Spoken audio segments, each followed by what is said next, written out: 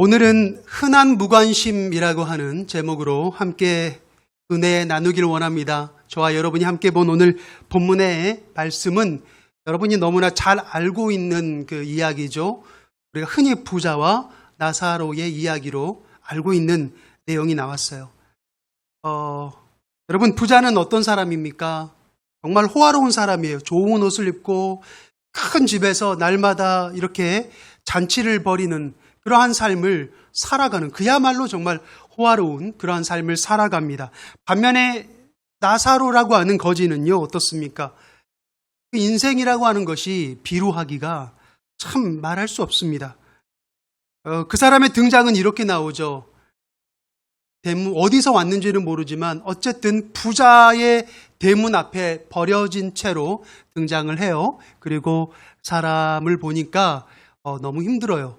온몸에 종기가 이렇게 나 있는 거예요.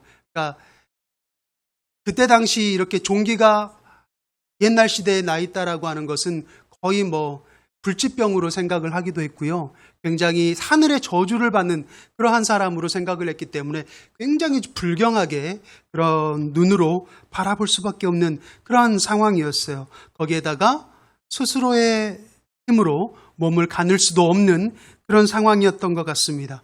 자, 이 나사로에게, 이 거지에게 유일한 소망이라고 하는 것은 뭐냐면 부자의 식탁에서 떨어지는 것이라도 먹으면서 하루하루를 연명하는 것.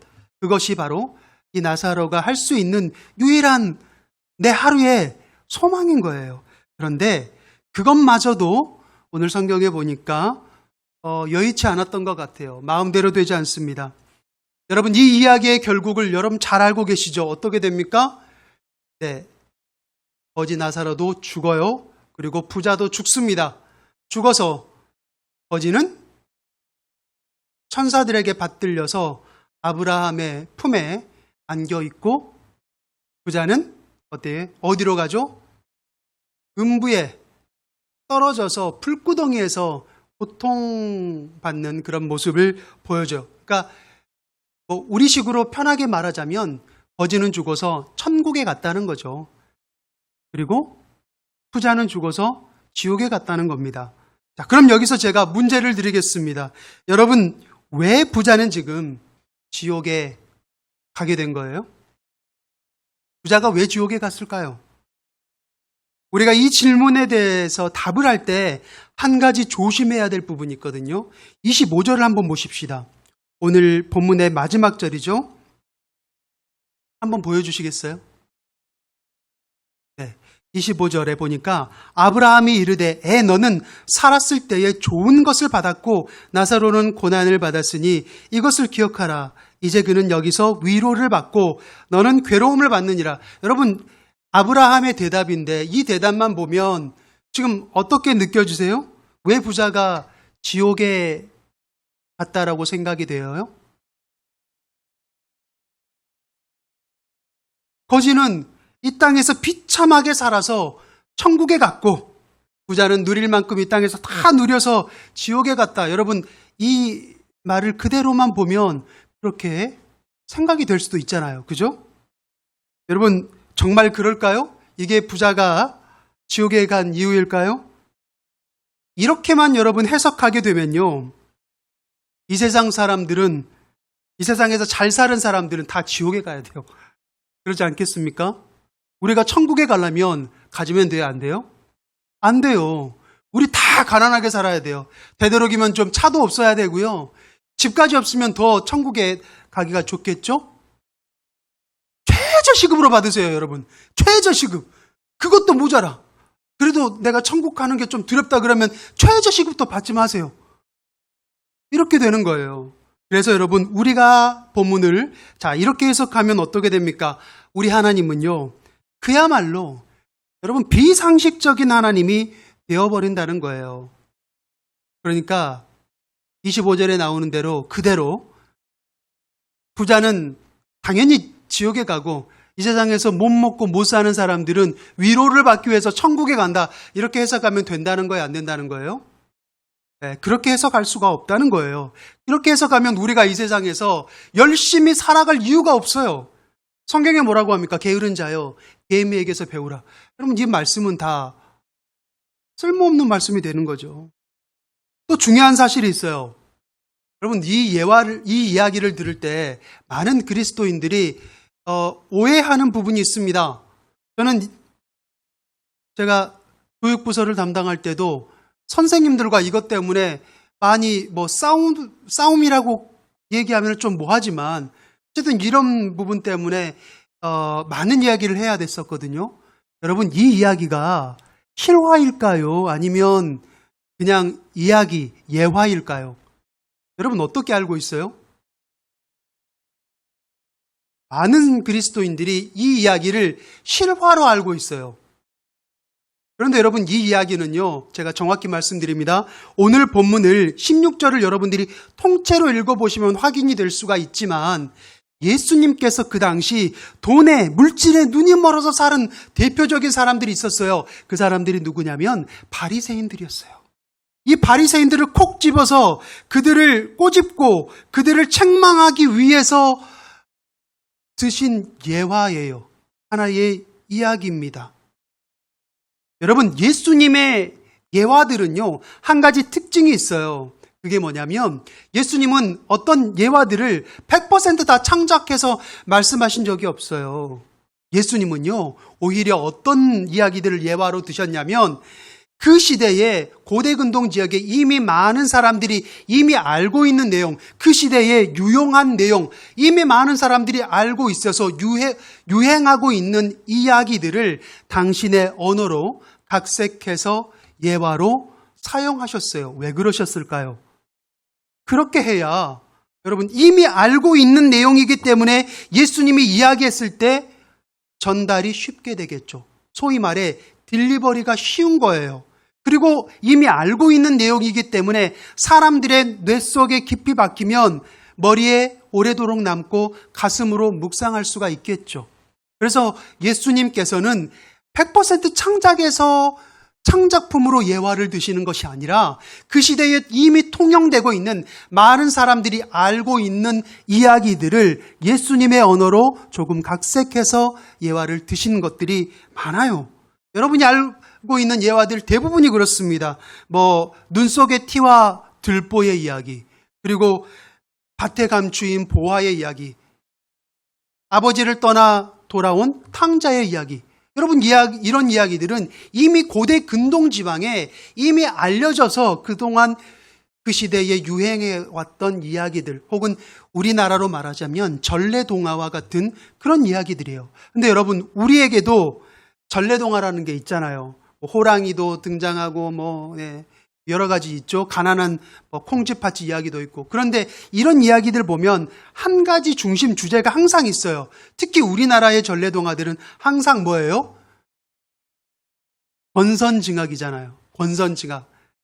나쁜 놈들은 벌을 하고 선한 것은 어렵게 살았지만 결국에는 그에 합당한 어떤 보상을 받게 된다라고 하는 것을 하는 거예요. 그래서 실제로 호랑이가 말을 합니까?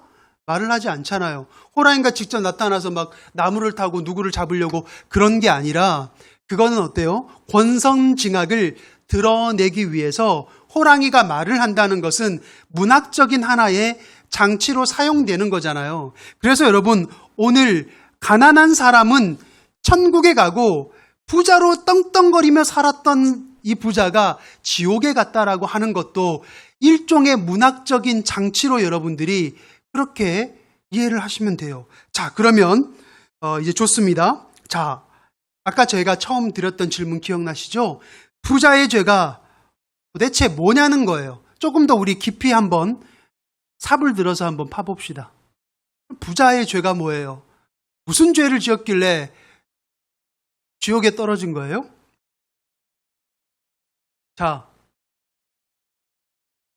이 거지가 어떻게 연명했다고 했어요? 거지 집 앞에서 떨어지는 부자의 밥상에서 떨어지는 것을 먹고 살았다고 하죠. 네. 그러면 지금 부자가 지옥에 가게 된 게 이 거지 나사로에게 제대로 된 밥을 주지 않아서 지금 지옥에 가게 된 걸까요? 여러분, 그것은요, 영혼에 대한 관심이 없었기 때문이에요. 이 부자가 영혼에 대한 관심이 없었기 때문, 영혼에 대한 관심 없음, 이것을 한마디로 하면 뭐예요? 무관심이죠. 이 부자가 오늘 지옥에 가게 된 이유는 바로 그 무관심 때문에 지옥에 가게 됐다라고 하는 거예요. 나사로가 부자의 상에서 떨어지는 것을 먹었다고 했잖아요. 여러분, 이것은 우리가 일부러 챙겨주는 까치밥이 아닙니다. 까치밥이라고 하면 우리 청소년 성도님들이나 어린 성도님들은 모를 수 있으니까 여러분 어때요? 댕댕이들, 멍멍이들 일부러 이렇게 챙겨주지 뭐 이렇게 쓸모없는 것들로 주지 않잖아요. 우리 완호가 또 그 캣맘이더라고요. 네. 캣맘 알잖아요. 고양이에게 아무거나 줘요.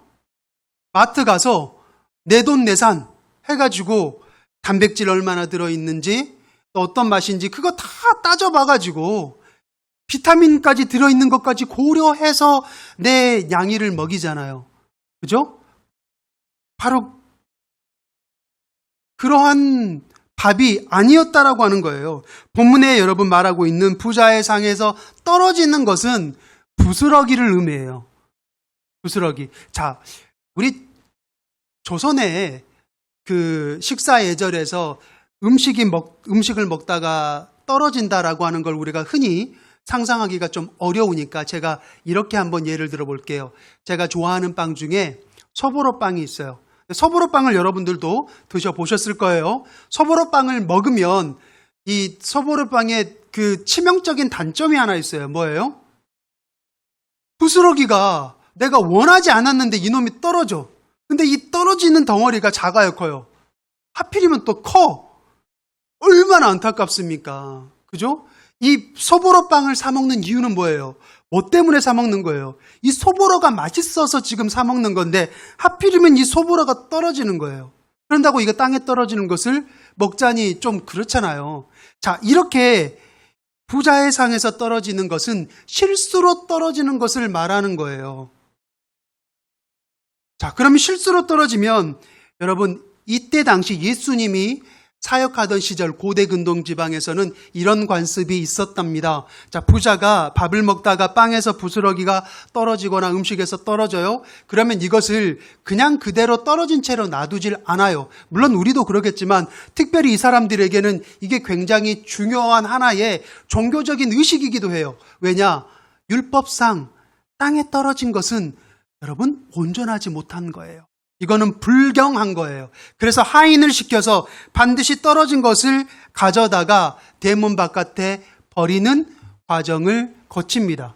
자, 그러면 부자의 대문 앞에는 항상 누가 있는 줄 아세요?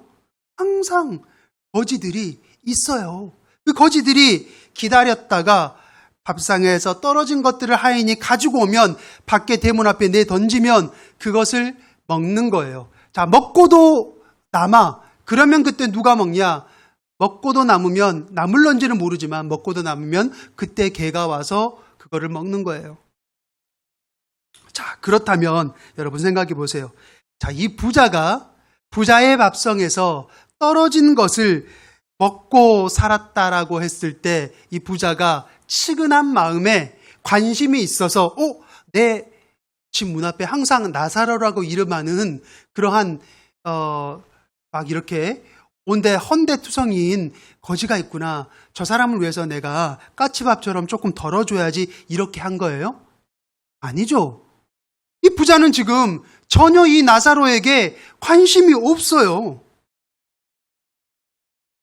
일도 관심이 없는 겁니다. 자, 여기에다가 쐐기를 박는 것이 있어요. 혹시 이거 의심할까봐 기가 막힌 문학적 장치를 하나 더해놨어요. 여러분 21절에 보면 누가 등장합니까? 방금 제가 힌트를 드리기도 했는데 21절 봐보세요. 그 부자의 상에서 떨어지는 것으로 배불리려 하매 심지어 누가 등장해요? 개가 등장해요. 개들이 등장해서 그 헌대를 핥더라 이렇게 나와요. 자, 그런데 여러분 이 장면을 한국 교회에서 그동안 저도 어렸을 때 주일학교에서 그렇게 배웠습니다만 여러분 한번 잘 생각해 보세요. 여러분 어떻게 보이셨습니까? 이 걔가 나사로의 헌대를 핥는 장면을 뭐라고 해석해서 배우셨어요?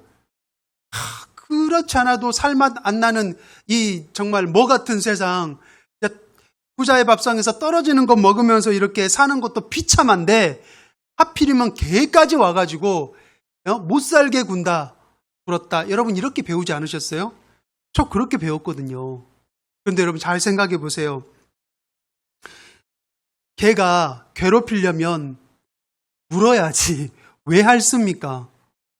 강아지를 키워보신 분들은 아시지만 강아지가 어떤 사람에게 핥아요? 좋아하는 사람에게 와서 핥지, 자기가 싫어하면 걔는 절대로 와서 혀를 내밀지 않아요. 거리를 두고 그리고 경계심으로 몸을 움츠린 다음에 꼬리를 한 모양으로 하면서 짖고, 그리고 정말 뭐라고 하죠? 우리나라 위기 상황일 때 군대에서 발령하는 게 뭐예요?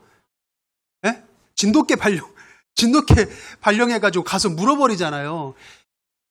정말 고통스럽게 하려면 걔가 가서 괴롭게 하려면 물지 할지는 않아요. 그리고 예수님이 살던 시대, 고대 근동 지방에서 개들은 굉장히 친근한 동물이었어요. 그래서 개들이 와서 사람을 핥는다라고 하는 것은 두 가지를 의미합니다. 위로와 치료를 의미하는 거예요. 그래서 이 말을 듣는, 이 예화를 듣는 예수님 주변에 있는 많은 사람들은 개가 와서 나사로를 핥았다라고 하는 말을 들었을 때 어떻게 생각했겠어요? 야, 걔가 그렇지 않아도 정말 살기 힘든 나사로를 세상에 와서 얼마나 힘들게 했을까? 그렇게 생각했을까요? 그렇게 생각할 리가 없어요. 자, 이 말은 뭐냐면 걔가 나사로를 위로했다는 겁니다. 나사로를 위로했다는 거예요. 그러니까 사람도 거들떠보지 않는 나사로를 사람이 아닌 누가? 동물이. 거지들도 다 먹고 나서 떨어지는 것을 먹을 수밖에 없는 개잖아요. 그 개가 와서 사람도 거들떠보지 않는 나사로를 위로해줬다는 겁니다. 결국 이게 뭘 말하는 거냐면, 이 장면은, 개가 나사로를 핥는 장면은 부자가 뭐만도 못하다는 거예요. 지금 개만도 못하다, 이거를 말하는 거예요. 여러분, 개들도 거지를 불쌍히 여기는데 부자는 나사로가 누구인지, 얘 언제부터 지금 내 대문 밖에서 빌어먹고 살고 있는지, 어디 출신인지, 어떤 병에 걸렸는지 알 게 뭐예요? 그냥 요즘 아이들 말로 알바노인 거예요. 애초에 관심이 전혀 없어요. 소위 부자는 영혼에 대해서만큼은 개만도 못했다는 겁니다. 부자는 그저 뭐예요? 자신의 삶에만, 자신의 일에만 관심이 있을 뿐이에요. 그런데 여러분, 사실 따지고 보면 여러분, 이것을 죄라고 말할 수 있을까요? 여러분, 이걸 죄라고 말할 수 있어요? 만약에 천국에서 재판이 열렸어요. 부자와 나사로 때문에. 물론 이것도 각색입니다. 실화가 아니기 때문에 그냥 설교를 재밌게, 입체감 있게 하기 위해서 제가 말씀드리는 거예요. 재판이 부자와 나사로 때문에 열렸어요. 그러면 부자 쪽에서도 대변을 하는 변호사가 있을 거잖아요. 만약에 그 변호사가 있다면 이렇게 얘기했을 겁니다. 자, 존경하는 재판장님, 저는 이 부자가 정말 억울하다고 주장합니다. 이 성경이 전해지는 곳마다, 기독교가 전해지는 곳마다 이 부자는 지옥에 갈 만한 죄를 지지 않았음에도 불구하고 지옥에 갈 만한 죄를 지은 사람이라고 그렇게 불려왔습니다. 얼마나 억울합니까? 그에게, 이 부자에게 만약 죄가 있다면 그는 자신의 삶에 충실했을 뿐입니다. 그게 이 부자의 유일한 죄입니다. 여러분, 오늘 본문에서 이 부자를 소개하는, 가장 잘 소개하는 한 가지 문장이 있어요. 19절에 나오거든요. 19절에 뭐라고 나오냐면, 이 부자가 날마다 호화롭게 즐기더라, 이런 한 문장으로 이 부자를 소개하고 있거든요. 그죠? 그런데 이게 우리말 성경에서는 날마다 호화롭게 즐기더라 이렇게 딱 번역이 되어 있다 보니까 조선 사람들이 이 성경을 읽었을 때 부자가 흥청망청했구나, 뭐예요? 씹고 뜯고 맛보고 즐기고 이렇게 살았구나, 이렇게 우리는 해석해요. 그런데 여러분, 헬라어 원문에 보니까 뭐라고 쓰여져 있는지 아세요? 휴프라이노 카타 헤메라 람프로스라고 하는 어려운 문장이 써져 있어요. 근데 이게 무슨 의미로, 그거를 그냥 그대로 직역하면 어떤 의미냐? 모든 나를 깨끗하고 훌륭하게 만들어냈다라고 하는 뜻이에요. 모든 나를 깨끗하고 훌륭하게 만들어냈다. 여러분, 여기서 깨끗하게라고 하는 말이 오해를 하시면 안 됩니다. 청소기 열심히 돌려가지고 집안을 깨끗하게 했다, 이런 뜻이 아니라 도덕적으로 무결했다는 뜻이에요. 이 사람이 거기 깨끗하다라고 하는 뜻이거든요. 그러니까 이거를 조금 더 입체감 있게 표현하면 남에게 피해를 주면서 산 적이 없는 사람이라는 뜻이거든요. 부자는요, 남에게 피해를 준 적이 없어요. 남에게 피해를 준 적이 없고 모든 나를 또 깨끗할 뿐만 아니라 훌륭하게 만들어냈다. 이 말이 뭔 말이냐면 자기 개발했다는 거고요. 열심히 살았다는 거예요. 자, 그래서 이 말 휴프라이노 카타 헤메라 람프로스를 그냥 우리말로 정말 더 단도직입적으로 얘기하자면 이 사람은 자수성가했다, 그 말이에요. 여러분, 자수성가한 게 죄입니까? 죄가 아니잖아요.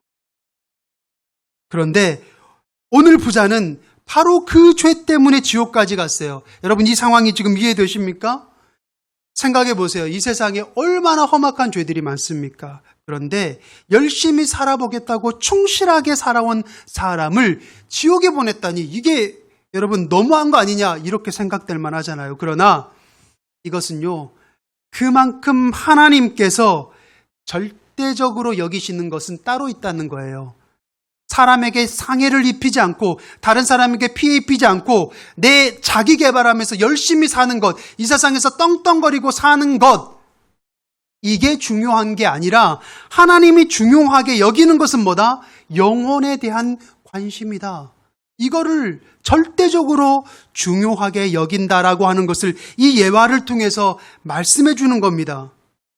여러분, 그래서 오늘 주님께서 말씀하시는 무관심이라고 하는 게 뭔지 아세요? 그거는 다르게 말하면 내 삶에만 관심 있는 삶을 무관심이라고 이야기하는 거예요. 다른 영혼에게는 관심이 전혀 없이 나를 중심으로 하는 모든 삶, 이게 무관심입니다. 나 중심인 것, 내가 중요한 것, 내가 먼저인 것. 결국 나 외에는 다른 거는 알바노인 거, 이게 무관심이에요. 사랑하는 언덕지기 여러분, 그러므로 여러분 스스로에게 오늘 질문해 보십시오.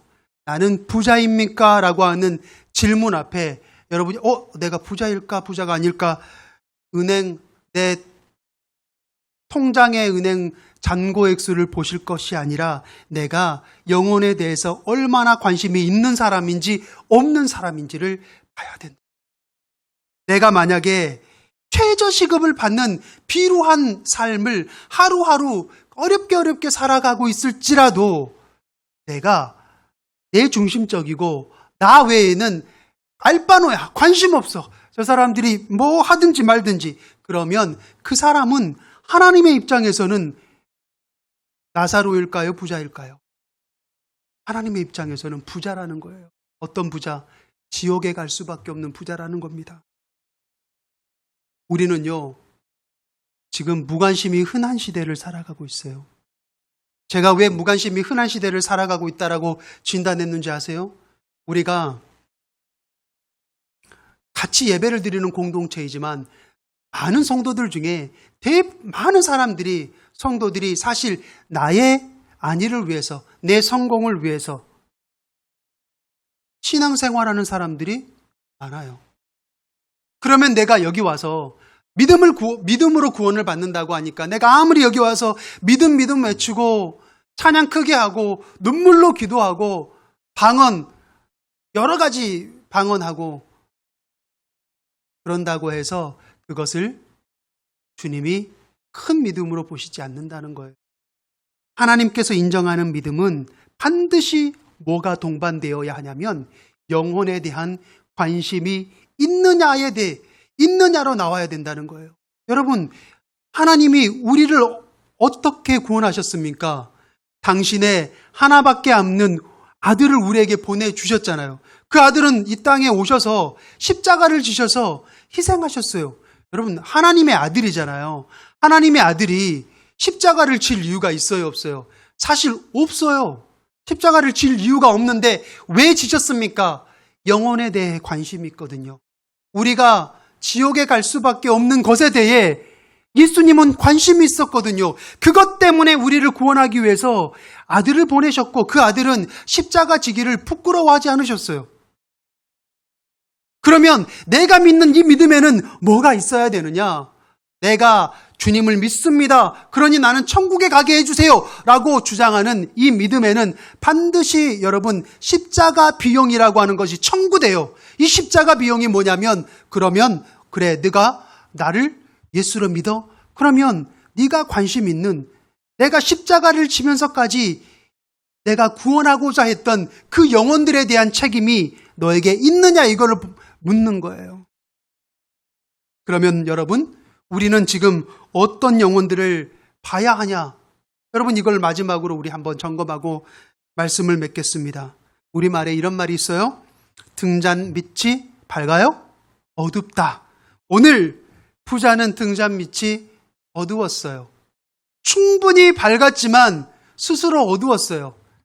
왜요? 무관심했거든요. 무관심하면 등잔 밑이 어두운 거예요. 지금 내 상 밑에 어떤 영혼들이 나에게 맡겨져 있는지 보세요. 가깝게는 내 가족들일 수 있고 형제들일 수 있고 친척일 수도 있지. 또 나와 가까운 나와 비전을 함께 나오는 동료일 수도 있고요. 여러분에게 맡겨진 영혼들은요. 성령님께서 생각나게 하십니다. 눈을 감고 하나님 저 목사님이 기억난다는데 저는 기억이 안 나요. 근데 여러분 그거는 기도 안 해봐서 그래요. 기도해보세요. 하나님 혹시 저에게도 내 밥상 밑에 떨어진 나사로와 같은 영혼이 있습니까? 하면은요. 성령님께서 안 가르쳐줄 리가 없어요. 반드시 생각나게 하십니다. 제가 신방을 이제 부목사 때 많이 가잖아요. 신방을 가면 그 성도님 가정에 항상 예외 없이 걸려져 있는 액자에 걸려져 있는 게 있어요. 뭘까요? 가족 사진들이 걸려져 있어요. 가족 사진뿐만 아니라 우리 지금은 비록 시집 장가 가서 이렇게 애들 놓고 살고 있지만 내 아들이 내 딸이 유치원 졸업했을 때 사진도 그대로 어디에다가 거실에다가 다 걸어놨어요. 그러면 이제 저는 처음 본 얼굴이니까 물어봐요. 아, 권사님, 집사님, 여기 계신 분이 백지에서 생활하는 아드님이시군요. 따님이시군요. 이 말만 해주면요. 그때부터 이야기꽃이 펴요. 아, 이 애가 말도 마세요. 목사님 어렸을 때 죽을 고비를 몇 번 넘겼고 내가 이게 나면서부터 죽을 고비를 넘겼고 비싼 아들이고 비싼 딸이다는 둥 여러 가지 이야기를 합니다.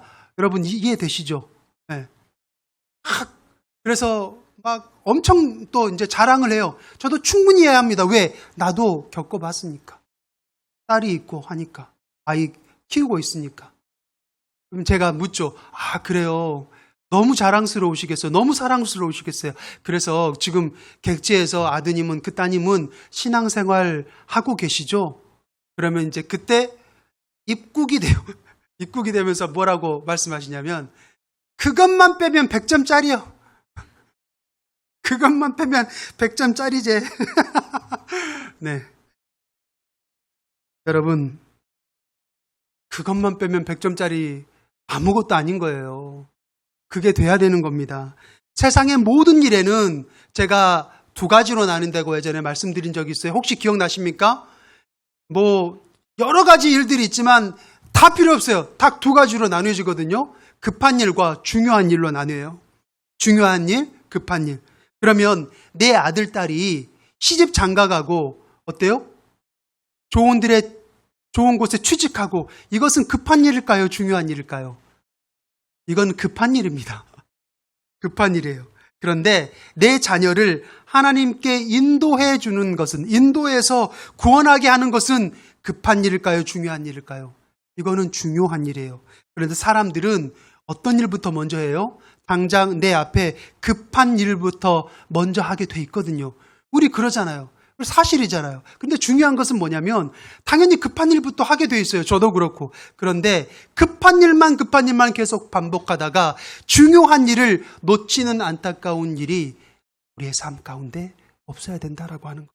내가 죽을 고비를 넘기면서까지 낳은 내 딸, 아들 정말 사랑하죠. 내 눈 속에 넣어도 아프지 않죠. 그런데 지옥에 가고 놔둬요? 구원 안 할 거예요? 나만 천국 갈 거예요? 그게 정말 사랑이라고 말할 수 있습니까? 기도하겠습니다. 사랑과 은혜가 한량없이 많으신 하나님 아버지, 우리는 지금 부자입니까? 아니면 우리는 또한 다른 삶을 살고 있는 사람입니까? 아버지의 마음 가운데 우리의 마음이 초연해지기를 원하고 겸손해지기를 원합니다. 주님, 우리에게 맡겨주신 영혼들을 아버지의 마음으로 바라보기를 원하고 그 영혼들이 있는 곳에 우리의 마음도, 우리의 복음의 손도, 복음의 발도 있기 원합니다. 지금 우리의 마음을 주장하여 주시고 중요한 일들을 감당할 수 있는 우리 모두가 될 수 있도록 인도하여 주시옵소서. 예수님 이름으로 기도드립니다. 아멘.